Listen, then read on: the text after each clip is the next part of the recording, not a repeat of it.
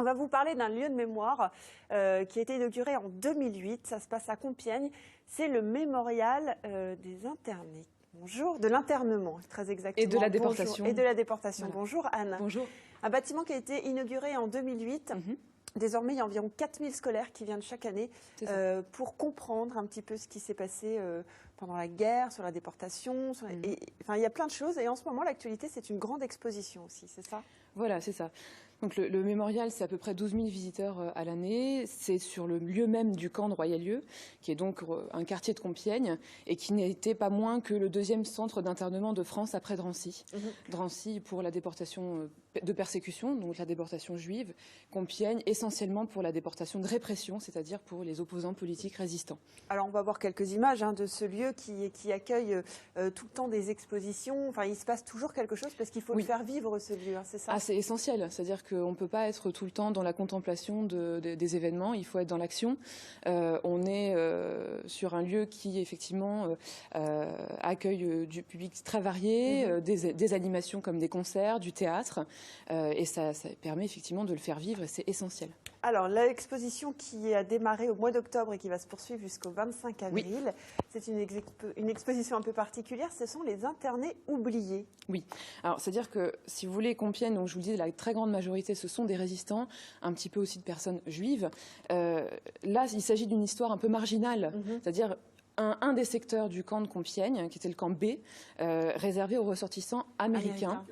Qui sont des civils arrêtés à cause de leur nationalité, et certains pendant plus de 2 voire 3 ans. Des personnes qui vivent en France, des Américains qui vivent en France. Voilà, et qui, après la déclaration de guerre, donc après Pearl Harbor, se retrouvent arrêtés et internés à Compiègne pour ce qui est des hommes, et les femmes et les enfants en général vont sur Vittel, camp de Vittel dans les Vosges. Donc là, ça se passe entre 41 et 44, c'est ça à peu près? Voilà, c'est ça. Les premières arrestations, c'est 18 décembre 41, et ensuite ils sont libérés au moment de la libération de Compiègne et de Clermont, c'est-à-dire au mois de septembre 1944. Ça représente environ 500 hommes, c'est ça? 500 Américains qui vont être complètement privés de leur liberté. C'est ça, voilà, tout à fait. Alors qui, par contre, sont dans un secteur du camp de Compiègne qui est quand même nettement amélioré par rapport aux 2 autres secteurs, des résistants et des juifs. Ça, il faut le savoir. Ils sont protégés par la Convention de Genève, par la Suisse, qui donc, du coup, le consul de Suisse est responsable des ressortissants américains sur les sols occupés par le Reich. Et donc, ils ont un certain nombre de colis, à la fois de la Croix-Rouge américaine et de la YMCA, qui est donc la Young Men Christian Association. Donc, ils ne manquent de rien sur place.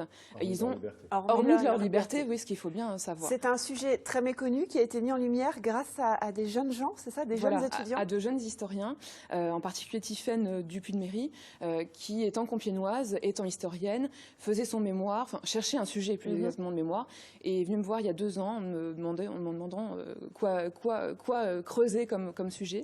Et là, je lui ai dit qu'effectivement, pour moi, le camp américain, c'était quelque chose qu'il fallait creuser. Des prisonniers qui avaient des liens avec les autres prisonniers, ou ils étaient vraiment totalement à part? Chaque secteur du camp de Compiègne est séparé par du barbelé à l'intérieur. Donc ils ne sont pas censés avoir de contact avec les juifs et avec les résistants. Bon, on sait qu'il y en a eu un petit peu, mais à chaque fois, vous savez, il y a des miradors, il y a des surveillances, il y a quand même une quinzaine de gardiens donc de la Wehrmacht. N'oublions pas que Royal-Lieu, c'est géré par l'armée allemande. Et donc, voilà, il y a quand même de gros risques.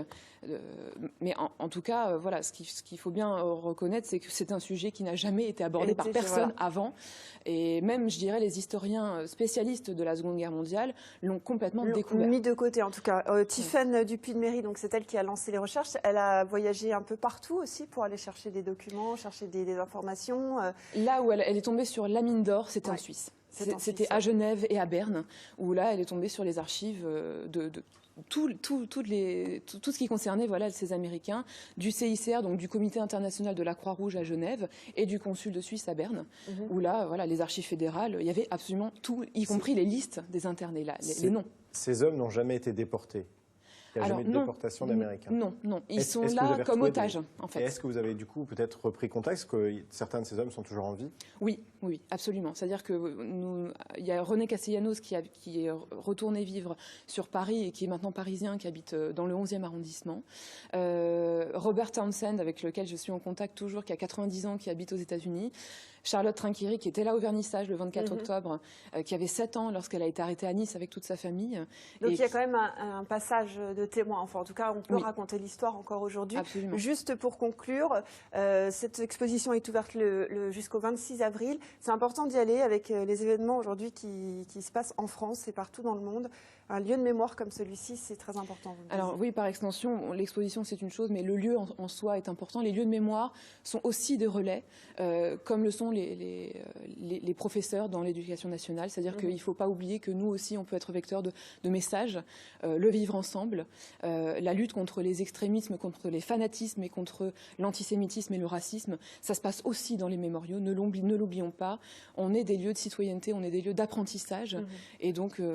c'est par là que ça commence. Pour les profs d'histoire-géographie, vraiment, venez nous voir. Eh ben super. Merci beaucoup, Anne, d'être venue nous faire découvrir cette fameuse exposition. Je vous rappelle, ce sont les internés oubliés. C'est jusqu'au mois d'avril au Mémorial 2, l'internement et de la déportation à Compiègne. Un site internet qu'on a vu s'afficher. Très vite, Julie, avant qu'on reparte vers Albert, effectivement, pour tous ceux qui veulent en savoir plus sur le mémorial de l'internement et de la déportation du camp de Royalieu, le site mémorial-compiègne.fr. Vous retrouvez toutes les informations concernant ce site, évidemment, sur l'exposition. Merci.